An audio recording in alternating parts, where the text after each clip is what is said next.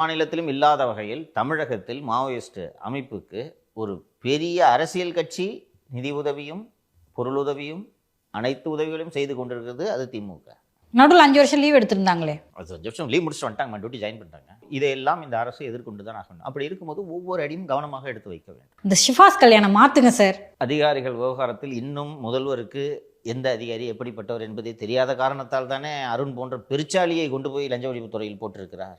கொஞ்சம் கொஞ்சமாக சரி செய்து கொண்டு இருக்கிறார்கள். இதையும் சரி செய்வார்கள் என்று நான் நம்புகிறேன்.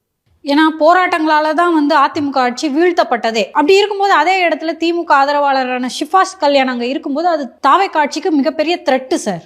வேண்டுமென்றே போராட்டங்களை சரியாக கண்டுகொள்ளாமல் ஷிஃபாஸ் கல்யாண் திமுக உதவுகிறார் என்ற குற்றச்சாட்டை நான் அவர் மீது சுமத்த மாட்டேன். இந்த போராட்டங்களை கண்டறிந்து இதில் என்ன ஊடுருவல் இருக்கிறது என்பதை புரிந்து முன்னெச்சரிக்கை நடவடிக்கைகளை எடுக்கும் அளவுக்கு ஷிஃபாஸ் கல்யாணுக்கு அறிவில்லை.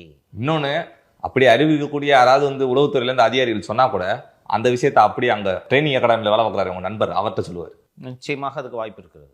இப்போதும் செந்தில் வேலனுக்கு தகவல்கள் போய்கொண்டு தான் இருக்கிறது. அருணின் கூலிப்படையாக வேலை பார்த்தவர் தான் ஷிஃபாஸ் கல்யாண். எப்படி விசுவாசம் இல்லாமல் போகும்? இணை ஆணையராக சிபி சக்கரவர்த்தி என்று ஒருவர் இருக்கிறார். அவர்கிட்ட போய் அவன் மேலே பொய் கேஸ் போடியானா என்னால் போட முடியாதையா அப்படின்னு அவரை தூக்கி காகிதாலைக்கு போனி உனக்கு நான் இங்கே லேண்ட் ஆர்டரில் வேலை என்று அனுப்பி வைத்து விட்டு அந்த இடத்திற்கு அருண் தேர்ந்தெடுத்து நியமித்த நபர் தான் ஷிஃபாஸ் கல்யாண். அப்போ அவர் யாருக்கு விசுவாசமாக இருப்பார்?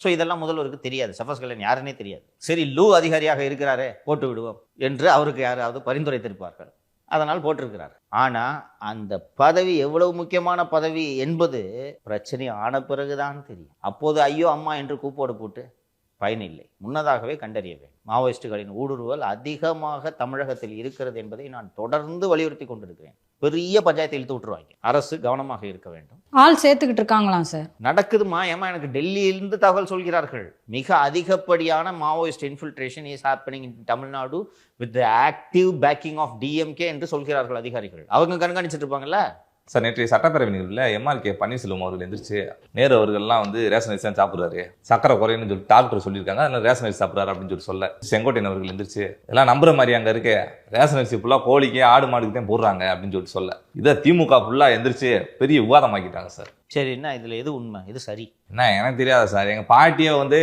ரேஷன் அரிசி தான் சாப்பிடுவேன், 5-6 சாப்பிடுவேன், மாட்டுக்கு அதை தான் ஆக்கி போடுவாங்க, அந்த அரிசியை தான் கோழிக்கும் போடுவாங்க. உண்மை அதுதான். ரேஷன் அரிசியை யாரும் உண்பது இல்லை, இதான் உண்மை.